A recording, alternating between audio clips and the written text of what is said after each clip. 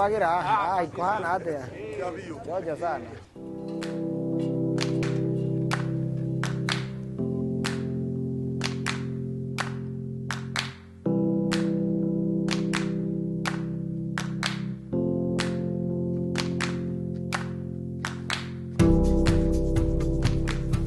I discovered that I can use the same bicycle dynamo to change the life of my home where I was living, and also to change the life of the community. The challenge was the electricity that the dynamo was generating, it is allowed 0.5 watts, so it was even not enough to my home to use that electricity.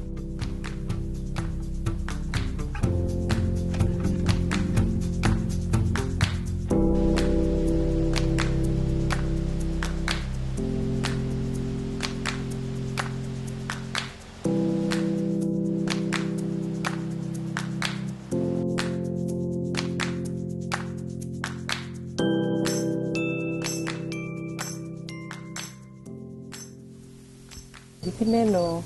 ngiye uhoro wayo ni koretwe tukenetie muno makiria tondu kuma ria ndambirie kumihũthĩra maybe 2016 ni tuteithĩtie muno makiria tondu rimwe ni twagithĩnaga twana tũgĩthiĩ tũgĩtunyana tawa